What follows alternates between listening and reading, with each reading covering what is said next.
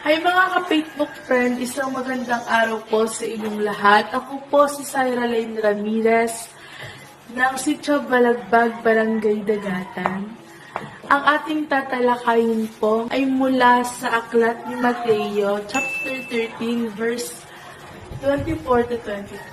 Isinalaysay niya ang isa pang talinghaga na sa kanila'y sinabi, ang paghahari ng langit ay natutulad sa isang lalaki na naghahasik ng mabuting binhi sa kanyang bukirin. Ngunit habang natutulog ang mga tao, dumating ang kanyang kaaway, naghasik siya ng masamang damo sa pagitan ng mga trigo, at umalis ng sumibol na ang usbong ng trigo at namunga, lumitaw rin ang masamang damo.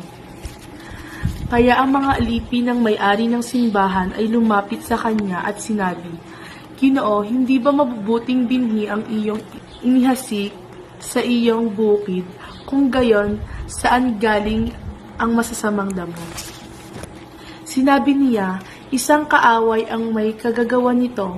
Sinabi ng mga alipin sa kanya, kung gayon, ibig mo bang tipunin namin ang mga ito?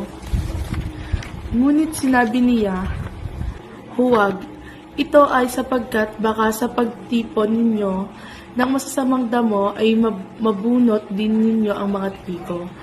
Pabayaan ninyong kapwa silang tumubo hanggang sa anihan, sa panahon ng anihan.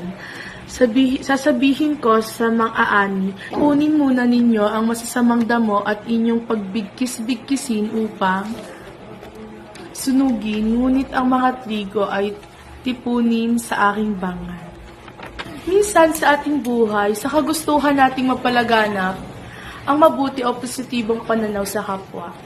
Dadaan sa ating buhay ang ating kaaway, nahahadlangan tayo o pipigilan tayo sa ating gusto. At para maging update kayo sa daily reflection, please subscribe and follow our YouTube channel, Facebook PH, o maging sa Facebook, www.facebookph. Maraming salamat po at pagpalain po tayong lahat.